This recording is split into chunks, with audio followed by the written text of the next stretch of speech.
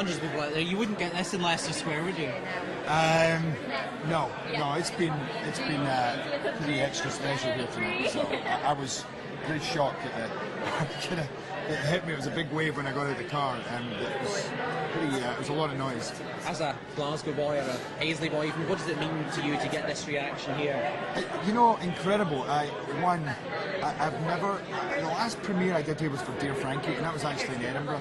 So to be able to come home and do. Shut up! I'm doing an interview. Jesus.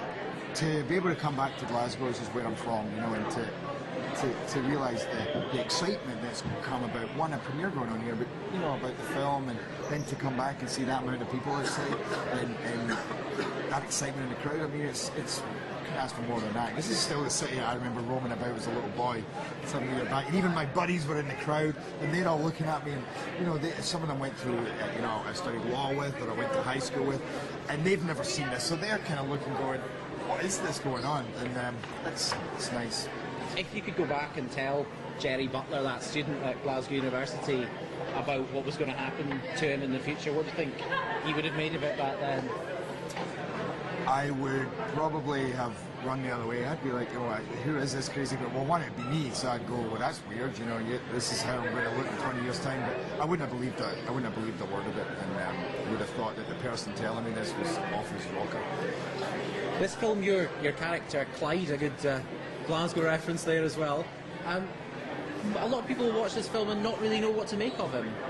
And that's a good thing. I think that sometimes you go along this formulaic route where you go, okay, well, this is where, this is the good guy and this is the bad guy. And I don't think we really have your typical definitions of what a hero is and what a villain is in this movie, because, despite the fact that my character does some pretty scary and horrific things, he's motivated in a way that we all would understand. His family are murdered, and he never asked for that.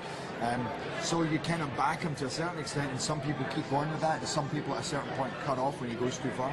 And it's the same with Jamie Foxx's character, who is, in some ways you would expect the typical hero or protagonist, but he's not the perfect guy either, and some people are left not having any love for him even as he went through in the story. So I like that, stories that are not just black and white, but there's a lot of texture and colour.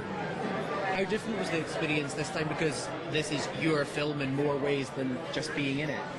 It was very intense. There was a lot of pressure trying to do both. And I was working on it for 2 years before we came to start filming, and it wasn't a problem-free movie, and that made it all the more delicious when we got through it and to see it all come together. But it was amazing as well to have such input, not just as an actor but also as a producer, to be able to choose the locations, to decide what we were going to cut, what we were going to beef up, and who we were going to choose as the director, and all of these things. You felt very creatively involved, and that was kind of great. Was that your mum on the red carpet with you tonight? Yes. She's going to have some great stories to tell her friends for us, isn't she? Yeah, she already has a few, good and bad. But this is a very special night for her, and she has so many other friends coming, as do my brother and my sister. Literally between them, they have 70 friends coming, and family as well. So it's a lot. Everyone in Glasgow is going to say they're your friend now after tonight. It's amazing. So, I saw you about a month ago eating a deep-fried Mars bar on American TV.